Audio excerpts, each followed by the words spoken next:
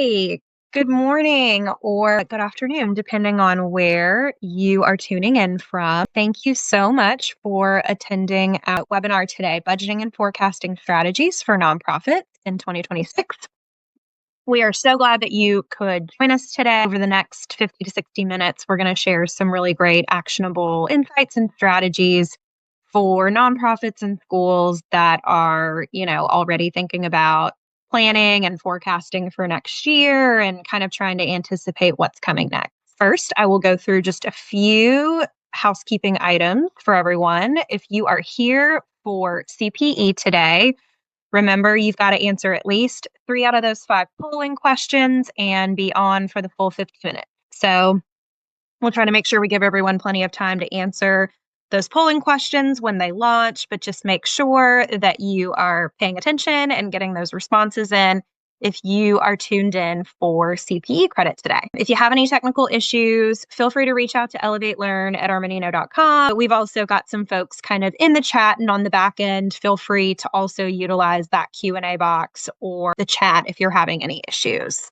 and just kind of let us know. Starting off, we'll go through the learning objectives for CPE, and then we'll dive into the agenda and get started. So our learning objectives for today, we're going to apply budgeting and forecasting principles, strengthen strategic planning and sustainability, evaluate the impact of federal funding uncertainty and economic shifts on revenue planning, grant strategy, and program delivery, and incorporate some fundraising trends and donor insights into financial models to anticipate potential funding gaps.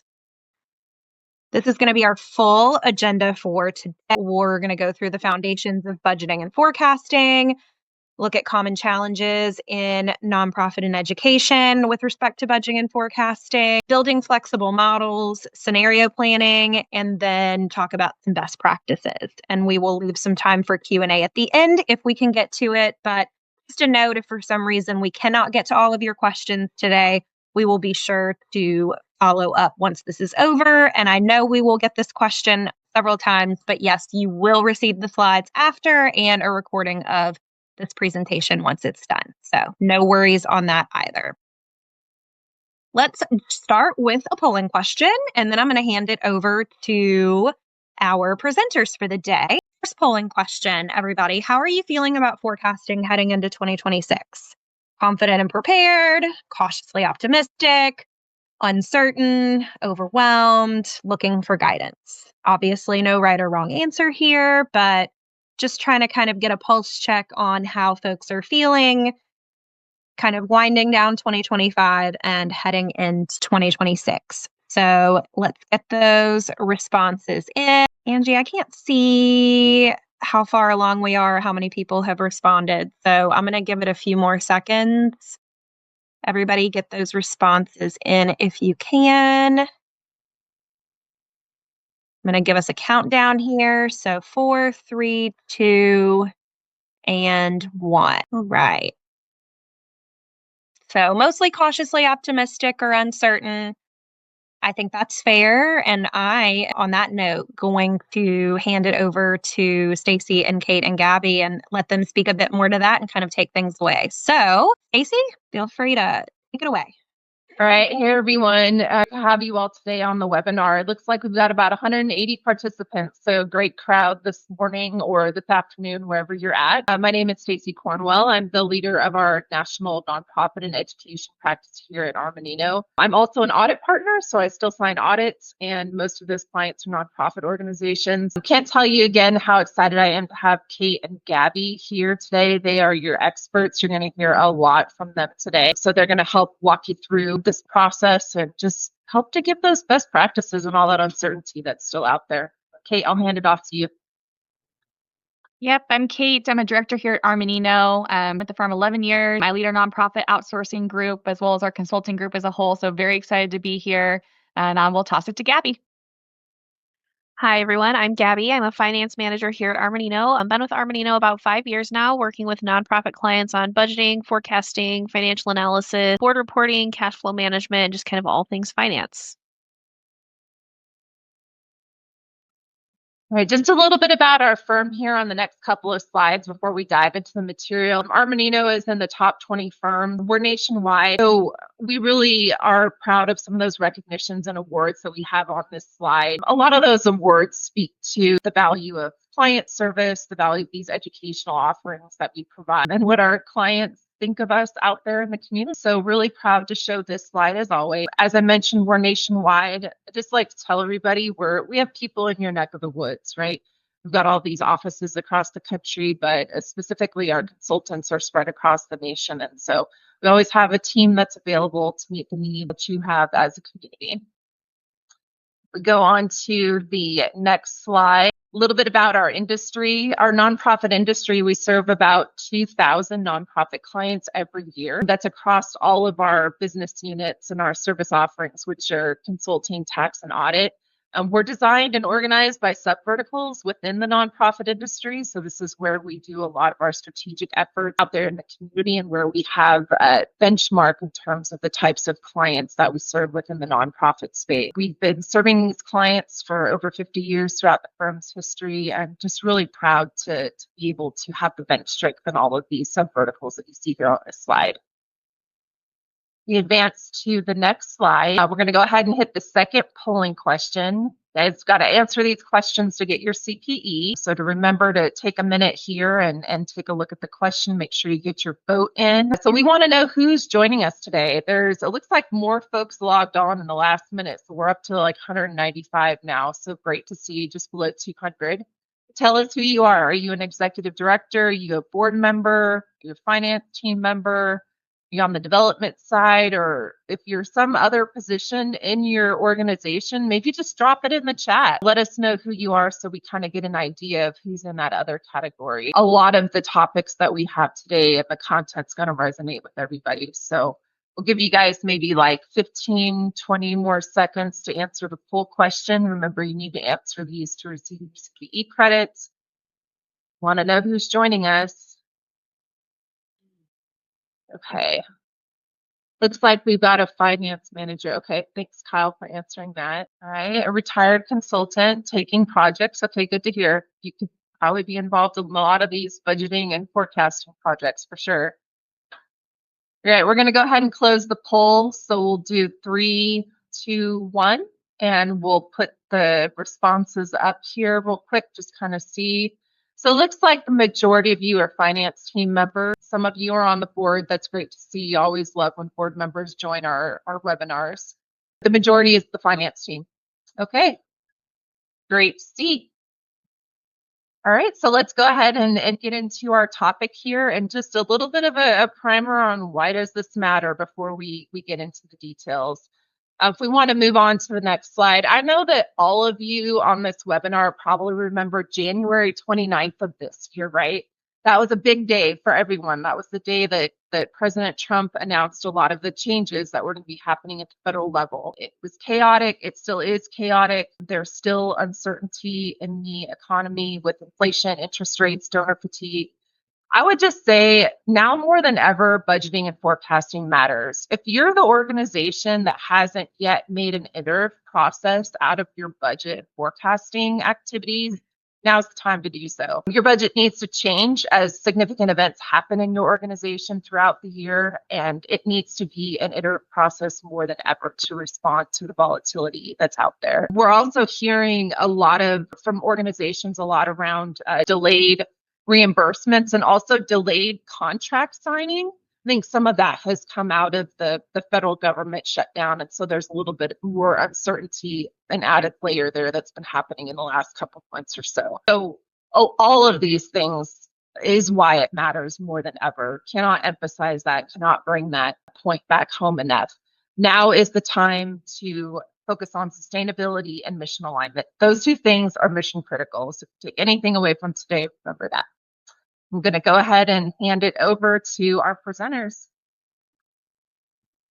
All right. So before we jump into kind of the foundations of budgeting and forecasting, we wanted to cover some kind of considerations you can keep in mind as we go through the webinar today. When it comes to forecasting for nonprofits, especially cash flow forecasting in particular, there's going to be like certain considerations that you're going to want to take into account that other organizations and other industries may not have to consider or may not have to plan so meticulously. Cash inflows, for example, working in nonprofit, we know that there's peak fundraising times, especially at year end when a lot of cash comes in the door. You might also have big fundraising pushes throughout the year, maybe like a big gala or like a spring or a summer appeal that brings in a wave of money for your organization. If your organization is dependent on grant funding, kind of the timing of those payments need to be considered, especially if your organization is very grant dependent. You could be going through long periods of time between payments and to make that funding last. Program income is something to think about. Always come to mind for me with this one, thinking about, tuition payments, for example, whether the payments are, families are paying in full at the start of the year or on payment plans, financial aid, all of that. So really kind of the message with revenue is that it can be unpredictable or uneven for nonprofits, and you really need to pay attention to when those funds will come in. Something else to consider is whether your funding is restricted or unrestricted. So, you don't want to use restricted funds to pay for expenses that aren't allowed to be covered by those funds, but you also don't want to use unrestricted funds to cover things that could be paid for out of restricted funding. So it's a little bit of a balancing act there. And then just a note here that, your income and expenses aren't always going to match when it comes to cash. So, making sure to have money to front for a revenue generating activity that may not happen until later. I'm thinking about like big events here in particular. So having to put down deposits on venues and entertainment, paying for marketing and things like that. But, maybe your ticket sales haven't quite started yet, or you get a lot of revenue the day of in the form of like raffles and other fundraising. If you want to move to the next slide, thank you. So the benefits, of course, to forecasting and cash flow management in particular, really just brings a level of clarity to your organization once you have a handle on all of it. Forecasts are a key planning tool for organizational leadership. I'm sure there's many people on the call who are kind of making decisions every day that impact your budget and operations. And if you're kind of flying blind a little bit on what your budget is or how much cash you have in the bank and what's available to spend, what's coming in over the next few months, et cetera, the decisions you make today might have a negative impact on your nonprofit instead of being beneficial for the organization. So, kind of planning for those dry spells, as I mentioned, having short-term options that you can tap into if you need to boost your cash flow, just overall behaving in a proactive way instead of then a reactive way, getting very clear on the funds you have available to you, really strategic with your thinking instead of, trying to kind of scramble to do, last ditch fundraising efforts if you find yourself in a cash shortfall, having a plan to address that and having a plan for your expenses as well. And then, really having a handle on your budget and your forecast and your cash really allows you to project stability to the people who are invested in your organization. So tells your board members, your donors, your funders that you know what's going on, you have a plan and you're following that plan, where every dollar is going, and that when someone invests in your organization, they're really investing in a long-term sustainable solution to the cause you're addressing. So, one of the key takeaways from today is that, budgeting and forecasting really project transparency and accountability that make it more likely to gain support from new donors or, even increase giving from existing donors as well. So a win all around for your organization. All right, so we're going to move into foundations of budgeting and forecasting. So kind of first, let's talk about the difference between a budget, a forecast, and scenario planning. The budget is really going to be more of a short-term financial tool that looks at a shorter time horizon, so typically like one fiscal year. And then that's going to act as a roadmap for the year for spending, saving, and just ensuring that your resources are allocated according to the financial objectives of the organization. Forecasting is a little bit more high level, and it's typically done on a longer time span of years rather than months. When building a forecast, you're really trying to predict future outcomes based on different analyses, inputs, drivers based on historical trends, as well as current and future industry trends. You might see forecasts done on a quarterly basis, or, sometimes organizations will do like a mid-year forecast just to kind of update expectations for how the fiscal year is going to turn out. But like I said, you'll also see forecasting done on a longer term, like a 3 to 5 year level to allow an organization to do some long-term financial planning as well, especially if the organization is going through a strategic planning process. Like that's an area where we always recommend our clients, if they're going through strategic planning, now is a really good time to also develop a very detailed kind of 5-year forecast to go along with that kind of like 5-year strategic plan. So scenario planning kind of goes hand in hand with both of those things. When I'm working with my clients to build a forecast, I'm typically having conversations with the C-suite about what's the best case scenario for your organization? What's the worst case scenario? And then what's the most likely outcome, which is probably going to fall somewhere in between there. So planning for those three scenarios in particular really allows you to have a plan no matter what happens, since, kind of no single person can predict the future. Next slide. There you go. Great. So here's a comparison of a little bit of what we just talked about in that previous slide. So again, budgeting is more of a short-term exercise used to allocate resources. So you're working on figuring out what your revenues and expenses are for the year, and then also understanding how that translates to cash flow. On the forecast side, you might be doing this more, again, like on a short-term basis, like if you wanted to forecast out the rest of the fiscal year, or you might be looking at kind of a years-long forecast to help with long-term financial planning. Really a detailed, data-driven, driver-based forecast model can allow you to very easily do the scenario planning, which is the third column on the right here. So scenario planning is really where we get into more of the strategic thinking. And I mentioned again that typically you're going to want to plan for at least the three scenarios I mentioned, although you really can run as many scenarios as you need. But typically you're planning for best case, worst case, and most likely outcomes. This type of planning and thinking really allows you to think about what your organization might look like if your plans were to come to fruition. So in the best case scenario, for example, you might think about where you would choose to invest in your organization. Would you make some much needed building improvements? Would you promote some high performing employees? Would you expand programming? Would you do some capacity building and bring on that additional person or two you really need to elevate your organization's performance? In the worst case scenario, you might be looking at, who would you cut from your staff if you really needed to? Are there underperforming programs you might consider ending if they're kind of a drain on your resources? Sometimes scenario planning happens in the very short term. So this is really common, especially for organizations who might be really tight on cash. Maybe you just lost a major funder and that change is going to, significantly impact how your organization operates. So this is more kind of short-term scenario planning is more crisis mode, a little bit of a level response to maybe an unexpected event or a position you didn't expect to find yourself in. And it might involve making some drastic changes in the short term. But either way, it can be really difficult to do both of those levels of scenario planning without a really solid understanding of your organization's financial position and operation. And that includes having really clear data and a really strong forecasting tool in your pocket. Next slide. All right, so here's some things to think about when you're building a budget. On the revenue side, you're really going to want to think about what drives revenue in your organization. So again, are you heavily reliant on grants? Do you have any recurring revenue, maybe in the form of tuition payments, monthly giving, anything else? Cost of goods sold isn't something a lot of nonprofits have to plan for, but it is relevant to organizations that like have social enterprises or retail operations or maybe run like a fee for service program, or it can be relevant to fundraising expense events that have merchandise sales attached to it, for example, but typically not an area that people are going to spend, most nonprofits are going to spend a lot of time on. On the other hand, headcount is typically one of the biggest, if not the biggest, expense for nonprofits. So when you're creating your budget for the year, you'll want to think about any hiring plans you have, any attrition on the horizon, potential for layoffs if it's looking like it might be a tight year, what you're going to give your employees for their annual raises, any anticipated increase in the cost of benefit. This is usually one of the more detailed discussions I have with my clients because there's just so much to consider here.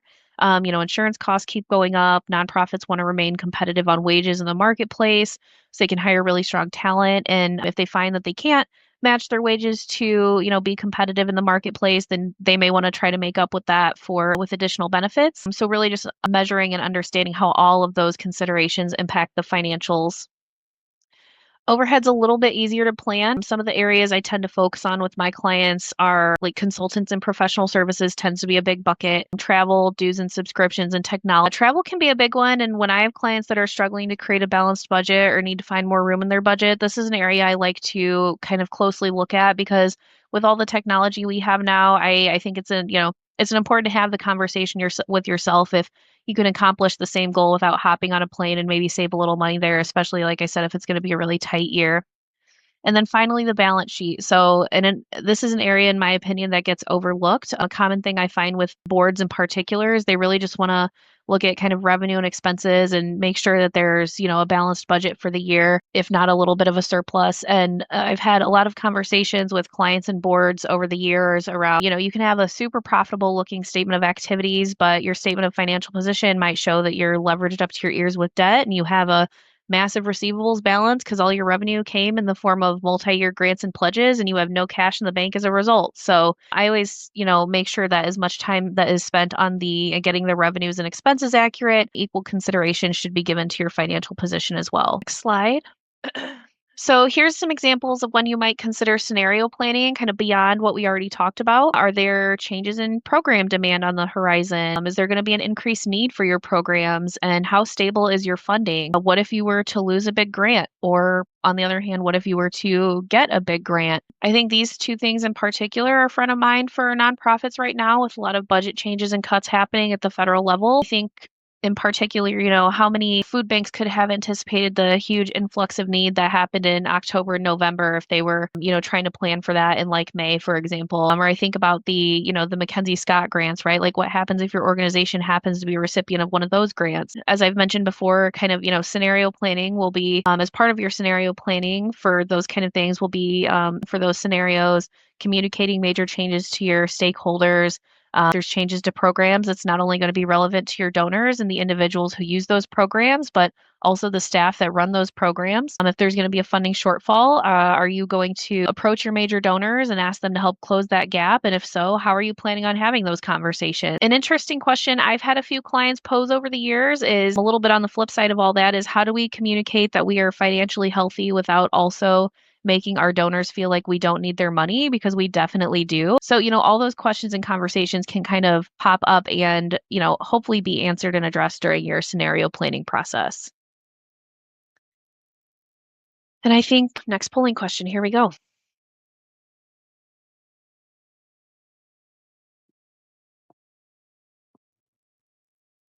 All So right. what is your biggest, oh, go ahead, Megan. What's your biggest challenge in creating accurate forecasts for 2026? Again, no right or wrong answers here, just looking to get a pulse or an understanding of kind of where you guys are seeing the biggest headwinds or experiencing the biggest challenges. So unpredictable donor behavior, funding uncertainty, program cost and inflation.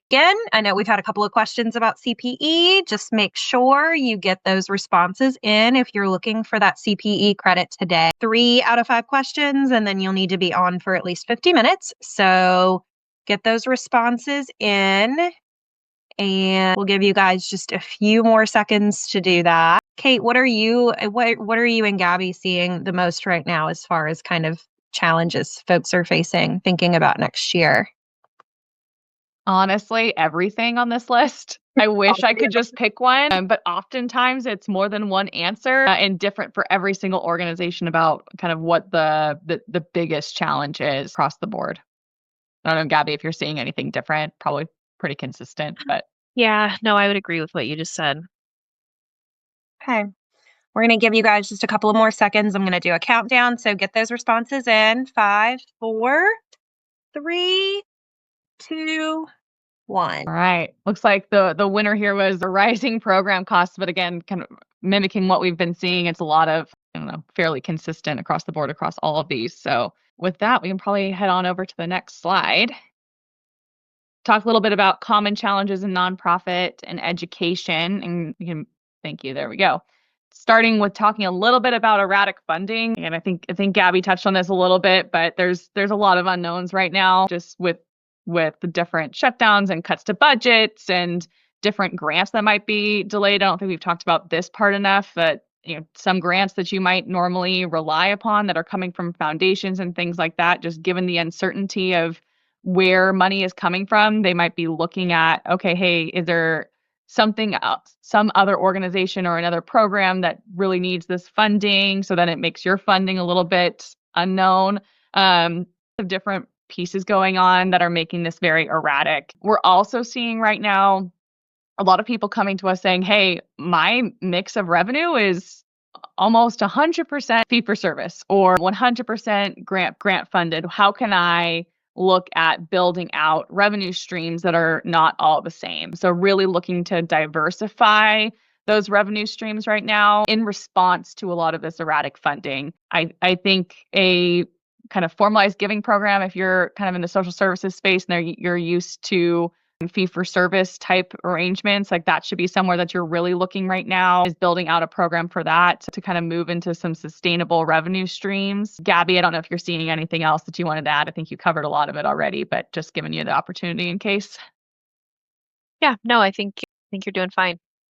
All right. So here's some of the barriers that we're seeing to effective cash flow forecasting right now. With all the kind of revenue streams being perhaps erratic, it's hard to predict the timing. A lot of the ways that you could probably gain some confidence over that is by having conversations with funders and making sure that you have open lines of communication. But oftentimes that falls on a small back office staff that already does way too many things. I think I was at a conference yesterday and there was, I think, an executive director there that was wearing at least 10 different hats. She was doing everything herself, and she was talking about, how do I even build capacity to be able to look at making things more efficient, or getting my arms wrapped around some of this erratic funding. She purely doesn't have the time. So what are some strategies there that might be able to help? Another barrier here is kind of just a lack of budget.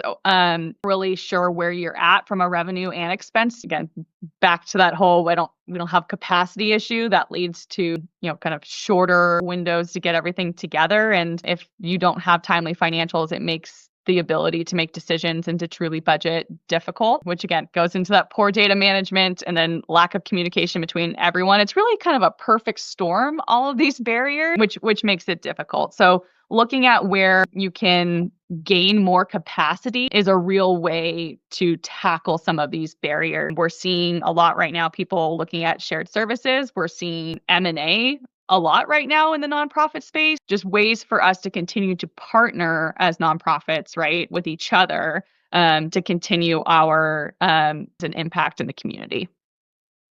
You can go ahead and go to the next slide here. All right. And then this is exactly what we saw in the poll, right? So there's also the economic pressures of the increased costs moving forward. There's the inflation. There's rising costs of programs, which kind of goes into some of the salary pieces and headcount. That's really important to have your arms around. When things get tough, there's an increase of demand for service, which is very hard when there's funding uncertainty and then also donor fatigue. So it's, again, perfect storm of issues, and making sure that you have a clear plan and a clear path forward is going to be critical, especially kind of moving into 2026. The scenario planning piece, I'm seeing it a lot with pretty much every single one of our clients. It's, hey, if this specific funding gets cut, what does this do to our expenses? If we need to add on more headcount to be able to do more fundraising, what does that look like? What's the return on the investment there? So lots of different scenarios that people are running through. I think I've said this on other webinars, but the biggest thing, like, don't panic, but let's come up with a plan to move everything forward during these slightly uncertain times. All right, Megan, there we go. All right, so getting into actually building these models. So there's really a couple types of financial models that we can use for our purposes of budgeting and forecasting. So on the left here, we have the 3-statement model. This model is going to include your 3 financial statements, which are the statement of activities, the statement of financial position, and the statement of cash flows. Typically, when I build one of these, it's on a long-term horizon of 3 to 5 years, but often I have clients who just have me kind of keep the models updated on a monthly or quarterly basis. And then when it comes to budget for the next year, they just kind of lock in the forecast for the next year as their annual budget after gut checking assumptions. This type of model is really used for forward-looking financial performance and is used to kind of just view an organization's financial performance holistically. So again, looking at not only revenues and expenses, but also kind of going over to the balance sheet and looking at your cash, assets, liabilities, kind of all in one shot. So as I mentioned, this typically would be used for longer term financial planning and decision making. So this is really the type of model I would recommend for scenario planning over a longer period of time. On the right, we have our 13-week cash flow model. So this covers about a quarter, so roughly 3 months. It shows your cash inflows and outflows by the week and is used to assess an organization's short-term financial health. So this is used by organizations to optimize their short-term cash flows and manage short-term liquidity, and also identify potential cash shortfalls. So I really recommend this type of model for organizations that don't have a lot of cash reserves, especially if your, cash on hand is less than 3 months, or, organizations that have really uneven revenue streams or cash inflows that don't match well to cash outflows. So like if you're an organization that relies heavily on grants and you're only getting cash inflows once in a while, but they're, huge chunks of money that you have to make last for a long period of time, the cash flow model is kind of perfect for that type of setup.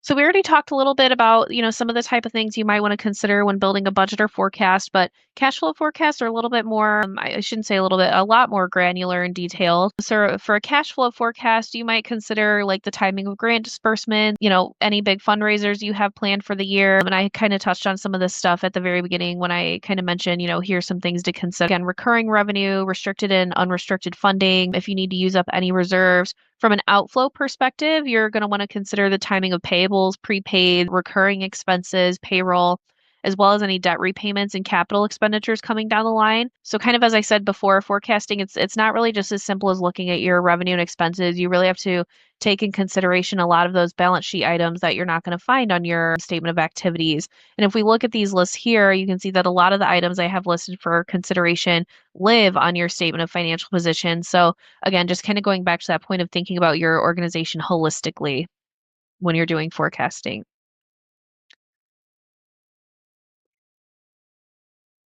So, some people find that it can be really difficult to estimate their cash inflows and outflows, and I find that it often ties back to fuzzy data and a lack of internal controls. So some things you can do to overcome that. So first, making sure that your systems are that you're using your systems fully and effectively. And if you've outgrown systems, it's definitely worth your while to invest in the technology needed to be able to pull the data and reports you need. So a really common example of this is, nonprofits tend to gravitate toward QuickBooks as an accounting system because it's inexpensive and user friendly, and there's definitely some time for it. But I find that with nonprofits, they tend to outgrow the system very quickly because it just doesn't allow for the multifaceted reporting that nonprofits need on a level, grant level, program level. And it causes a lot of frustrations when trying to pull that data for reporting purposes. Another area that I see is frustrating for my clients is a lack of internal controls and policies, especially around data entry and tracking. Education is really a key piece to all this. You can have the best technology and the best processes, but if the staff within the organization don't understand the value of the good data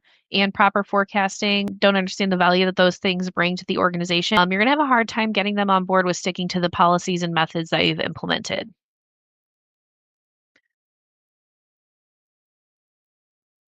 And then kind of just coming back to the three statement model for a moment, here are a few questions you can use about when you start to build a budget, forecast, a model, or really doing any sort of financial analysis. Who's your intended audience? And also in the bottom right there, how can you use this model to facilitate effective communication with stakeholders? So is this an internal presentation? Are you presenting to like department heads? Is this a report that you're prepping for the board? Do you need this data to meet with a donor? Each one of those stakeholders is going to require something a little different from you. And you want to keep that in mind when you're kind of going through this forecasting and scenario planning exercise. Really asking yourself, what do you want your assumptions and inputs to be? As those are going to vary wildly from one organization to the next. Every organization is unique and does things a little bit differently. And then again, talking through what scenarios you want to plan for, whether it's, again, best case, worst case, or if there's kind of additional middle ground scenarios that you want to plan for. And then, of course, speaking of scenario planning, I'm going to cover this slide quickly, but really kind of considering, what factors and uncertainties are going to impact your organization and its mission. In one of my previous examples, I used food banks as an example. And while, the cut to SNAP funding might have had a huge implication for those nonprofits, there were other nonprofits that likely were unaffected by that. So, once you've kind of identified what's going to impact your organization specifically, you can kind of create scenarios and assumptions and questions around those things. You can develop strategies to address them, and then, of course, adjust as time goes on, and you can kind of see what becomes reality and what doesn't. So I'm going to pass to Kate, and she's going to talk a little bit more in detail about scenario planning. All right. Thanks, Gabby. All right. You can go. There we go. So top strategies for addressing uncertainties.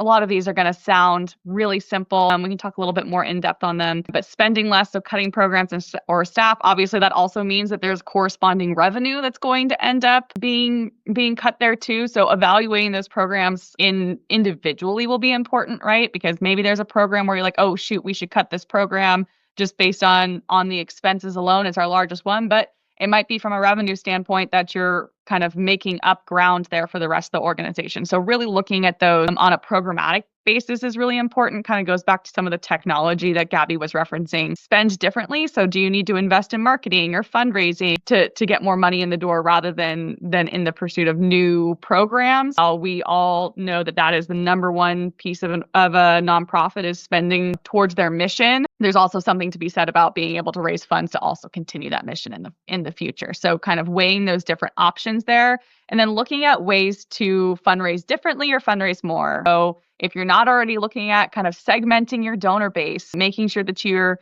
approaching people in the way that kind of will reach them best, right? Thinking generationally, if there's generations that are more receptive to text messages or more receptive to Facebook ads, whatever that might be, really kind of meeting the donors where they're at to get the most impact out of them. A couple different ways there to address some of those uncertainties and kind of build into the future. All right, Megan, go to the next one.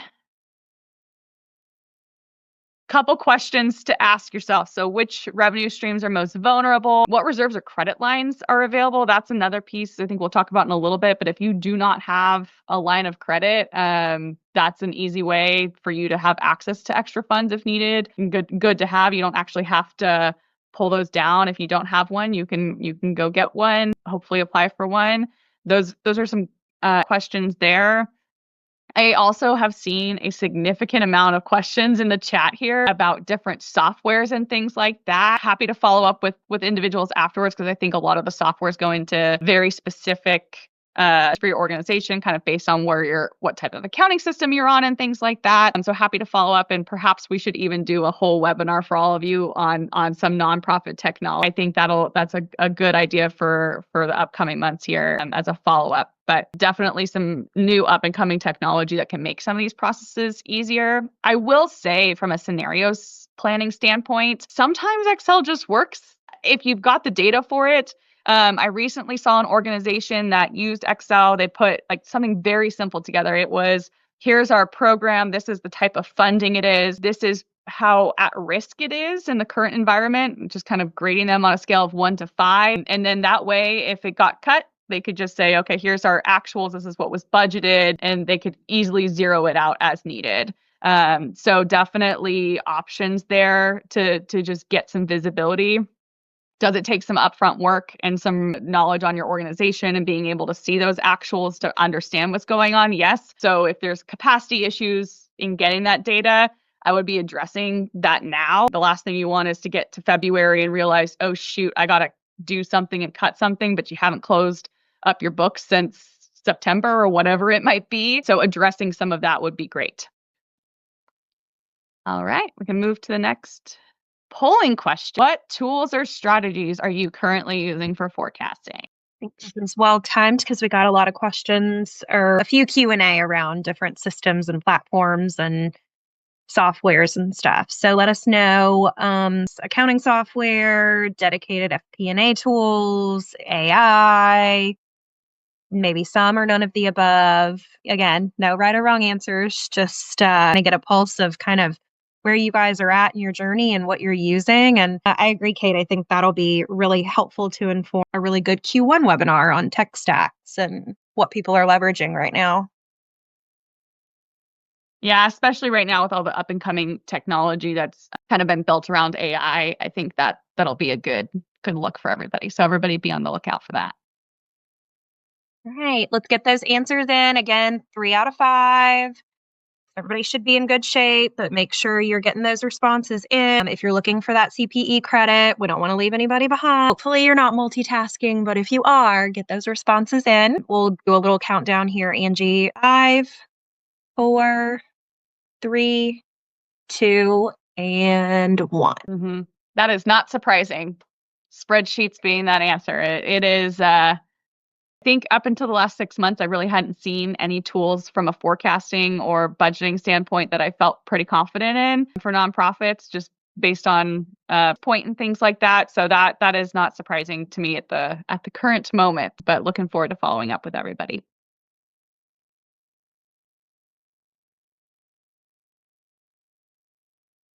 All right, so I am going to pretty much close us out with some best practices.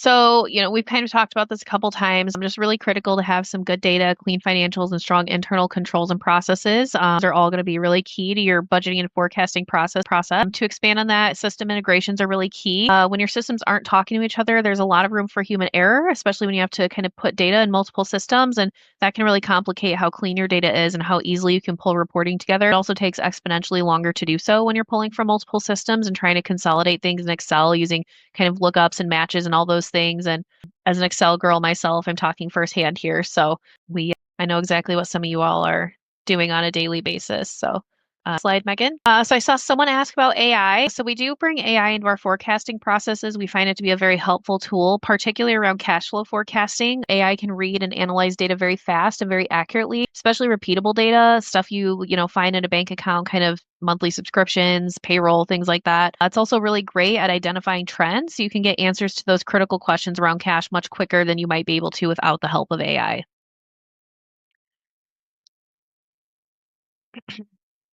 Next slide. Great. So, AI has become a bit of a buzzword, admittedly, but for good reason. A lot of organizations want to start bringing AI into their processes and they just don't know where to start. So, this is just a little roadmap of how you can start using it for small things and then kind of grow its impact on your organization over time. So, most people use it to start out for the basics, taking on repeated tasks, doing some research, crafting emails, things like that. So, that's a really helpful way to boost productivity in the moment. And then you start to embed it into your workflows. So, like we just talked about, we like to use it in our cash flow forecast because it helps to kind of quickly sort and analyze the data and just to a point of decision making quicker. Then we get to this kind of AI boosted decision making level up there, level 3, where AI is actually making predictions and driving decision making for you. As an example of this, I do a historical donor analysis for my clients that helps to inform their forecasting process. So I'll do a deep dive of their donor database and then kind of use AI and wealth screening results to show some high level forecasts of here's where your fundraising revenue might be expected to land based on historical donor pay with kind of no change in the fundraising approach or the fundraising strategy. Here's where your revenue potentially could be with the right fundraising strategy in place. So that's kind of an example of a level 3 here where we can, start using AI in more of a predictive format rather than just having it do kind of repeated tasks for you. And then finally, at the pinnacle of your AI journey, you would have systems in place that are fully automated and driving action-based responses. Next slide, Megan. So these last few slides are just kind of a summary to drive home some points. So, you're going to be at your strongest for forecasting when your team has defined roles and responsibilities and understands their role in the forecasting process. Everyone's aligned on deadlines, and we're using technology to enhance the process. Next slide. Forecasting is fine on its own, but it's especially useful when undergoing scenario planning and creating action plans off the results, especially when it comes to managing cash. Forecasting has a very practical application in that it helps to build strategies to address economic concerns. We're just kind of listing out here again some of the common concerns we've talked about: inflation, rising program costs, demand for services, funding uncertainty. Some of your forecasting strategies, as we've talked about, stress testing your assumptions, modeling out those cash inflows, especially around grant payments, how to diversify your revenue streams if that's something that your organization would benefit from, and then planning for increased or decreased capacity needs. Slide. And then finally, kind of with all the talk of how to forecast, we wanted to leave you with some ideas for dealing with the outcomes. If you find yourself in a precarious financial position, a line of credit may be helpful, especially if there's anticipated monies coming in later and you just need a little bit to kind of bridge you until then. Establishing reserves are also helpful in times of surplus. That way there's kind of plans for how to spend that surplus. And also, you can always save for a rainy day and have that money to rely on when there's times of drought. And then, if you find yourself with a surplus, you could also consider, paying down debt, building capacity, investing in programming, a lot of other things as well. Kate, I don't know if you have anything else you want to add here to wrap us up. I mean, I think just planning for the unknown is hard, but doing the best you can to make sure that you have a little bit of stability and just, again, you're not playing catch up in uncertain times. That's the biggest thing that I'm seeing across the board is that several organizations are playing catch up when they need real time data. We have a couple of it's on the newer side that we're seeing where books haven't been closed in several months, and it's making it really hard to provide meaningful scenario planning, right? Because we need the data to be able to do that. And so just whatever you can do to help build capacity to get things caught up if you're behind. I cannot emphasize that piece enough. Okay, we made it. Polling question 5. How confident are you in your organization's ability to remain financially sustainable for the next 5 years? Confident, very confident, somewhat confident, not very confident. Again, we're hoping all of you feel at least a little bit confident, but know that again, the uncertainty buzzword, it's real. There's a lot happening. So we're here to help support your organization and all of the things that you're facing right now. So again, let's make sure we get those answers in. Last polling question. If you're here for CPE, I know I've been a squeaky wheel, but make sure you get those responses in so you can get your CPE credit. We're almost done here, so get those answers in. I'm going to go ahead and count us down, Angie. 4, 3, 2, 1. Okay. That's pretty good. At least somewhat confident for the most part. All right. With that, I know we had several questions in the chat about different technology tools. I think those are things, like Kate said, we can probably follow up with individually after, as well as some questions about some of the models and templates that Gabby discussed. So I think those are things we can also follow up on after. But Stacey, feel free to jump in and kind of wrap us up. Yeah, absolutely. I know, like Megan said, if, several of you have been asking about tools and what are the best AI tools and things like that to use. We've tried to respond to a couple of those. We will have some specific follow-up after this webinar. So if any of you have additional questions or requests, you could always leave those. I believe there's a spot in the comment section on the evaluations you have to fill out. You could put that in as well, just to make sure we follow up with you. I just saw one more attendee put a follow-up question in the chat, so we'll definitely be reaching out to you all afterwards.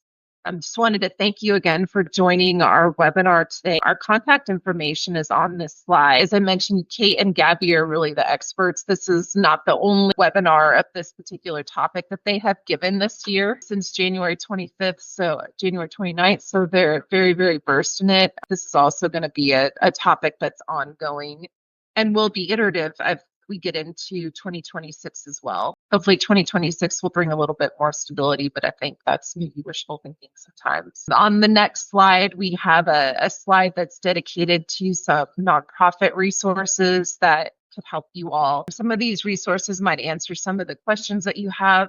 These are all resources that are available on our website to help you navigate uncertainty and to manage some of these challenges. But again, like we said, any of you who have specific follow-up questions or want specific follow-up from us, we'll do that individually with you all offline. I think that is our content for today. Any other last thoughts or comments from our presenters? Gabby or Kate?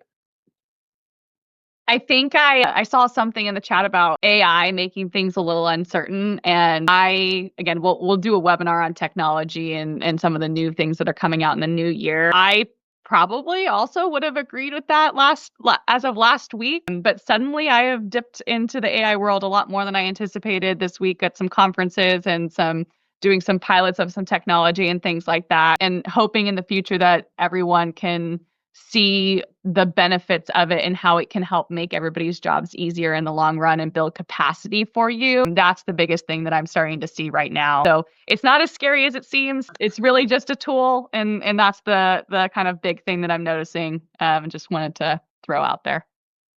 Yeah, good point. Many of you know and have been involved in workshops that we've done specifically for the nonprofit sector on AI this year. So those are going to continue into 26. So those are great ways for those of you that are still feeling uncertainty in that area to join one of those workshops. Those workshops are cool because they're all about ideation and really trying to figure out how AI could help you. I don't know, there was a question in the chat about the tools. I don't know that it's so much about the tools, but it's really about brainstorming and figuring out where AI could make the most impact for your organization.